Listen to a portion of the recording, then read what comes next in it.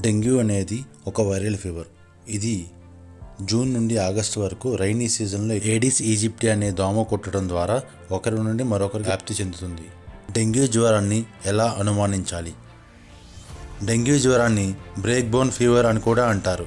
దీనిలో severe high grade temperature యూజువల్గా 102 నుండి 103 డిగ్రీల టెంపరేచర్ వరకు ఉంటుంది. కళ్ళ చుట్టూ నొప్పి ఉండటము, కడుపులో తిప్పడం లాంటి లక్షణాలు ఉంటే దీన్ని డెంగ్యూ జ్వరంగా అనుమానించాలి. డెంగ్యూ జ్వరం ప్రాణాంతకమా? డెంగ్యూ జ్వరం యూజువల్గా పిల్లల్లో వస్తే ప్రాణాంతకంగా ఉండవచ్చు. డెంగ్యూ జ్వరం ఆల్రెడీ వచ్చి తగ్గిన వారిలో మళ్ళీ రావచ్చు. వీళ్ళలో సివియర్గా ఉంటుంది. టైప్ 2 స్ట్రెయిన్ వచ్చిన వాళ్ళలో కూడా సివియర్గా ఎఫెక్ట్ అవుతుంది. డెంగ్యూలో డిహెచ్ఎఫ్ అంటే ఏమిటి? డిహెచ్ఎఫ్ అంటే డెంగ్యూ హెమరేజిక్ ఫీవర్. బాగా ఫీవర్ ఉండటం, దానితో పాటు హెమరేజిక్ మేనిఫెస్టేషన్స్ అంటే ముక్కు నుండి చిగుళ్ళ ద్వారా రక్తం కారటం, చర్మం మీద ఎర్రని మచ్చలు రావడం వంటి లక్షణాలు కనిపిస్తాయి. ఇవి కాకుండా కడుపులో నొప్పి రావటం, కంటిన్యూగా వాంతులు అవ్వటం, బాగా హెడేక్ ఉండటం ఇలాంటి లక్షణాలు ఉంటే డెంగ్యూ హెమరేజిక్ ఫీవర్ అంటాం. డెంగ్యూ షాక్ సిండ్రోమ్ అంటే ఏమిటి?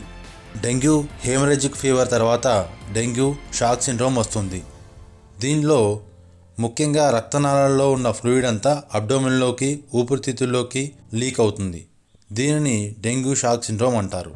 దీనివల్ల బ్లడ్ ప్రెషర్ బాగా పడిపోవటం వల్ల కిడ్నీస్కి, లివర్కి బ్లడ్ సప్లై బాగా తగ్గిపోయి దీనివల్ల acute renal failure, liver damage కావడం జరుగుతుంది.